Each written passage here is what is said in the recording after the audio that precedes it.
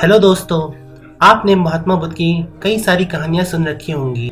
आज हम आपको सुनाते हैं महात्मा बुद्ध और एक शिकारी की कहानी। एक समय की बात है, महात्मा बुद्ध अपनी तपस्या में लीन थे।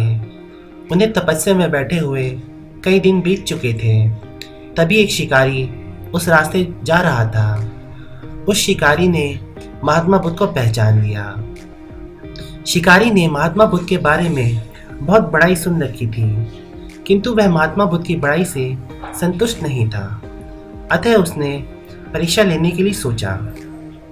शिकारी पहले तो महात्मा बुद्ध को एक छोटा सा पत्थर फेंककर मारता है, किंतु महात्मा बुद्ध कोई प्रतिक्रिया नहीं करते, क्योंकि उनका मानना था शरीर को तकलीफ होती है किंतु आत्मा को नहीं।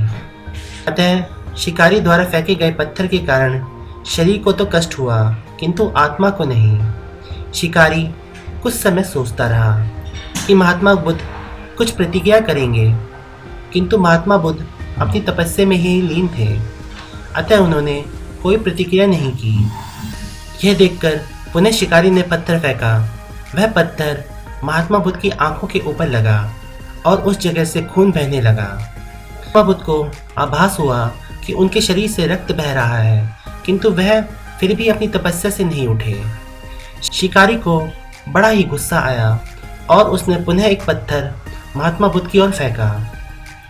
महात्मा बुद्ध के शरीर से अब खून अधिक बहने लगा। इतनी पीड़ा महसूस कर महात्मा बुद्ध की आंखों से आंसू निकलने लगे। शिकारी ने महात्मा बुद्ध के पास जाकर पूछा, आपको जब मैंने पत्थर मारा तो आपने कोई प्रतिक्रिया नहीं दी। महात्मा बुद्ध ने बड़ी ही सरलता के साथ कहा, क्योंकि इससे मेरे शरीर को कष्ट हुआ किंतु मेरे मन मस्तिष्क को नहीं। शिकारी अचंभित रह गया। उसने पूछा, फिर आपकी आंखों से आंसू क्यों बह रहे थे?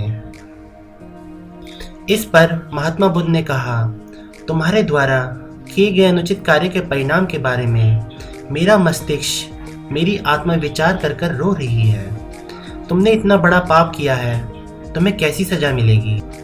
बुद्ध की बातों को सुनकर शिकारी महात्मा बुद्ध के चरणों में नतमस्तक हो गया और उनसे क्षमा याचना मांगने लगा। महात्मा बुद्ध क्षमाशील व्यक्ति थे, अतः उन्होंने तुरंत शिकारी को क्षमा कर दिया। वह शिकारी महात्मा बुद्ध का आशीर्वाद पाकर अंत में एक महान व्यक्ति और साधक के रूप में अपना जीवन व्यतीत करने लगा।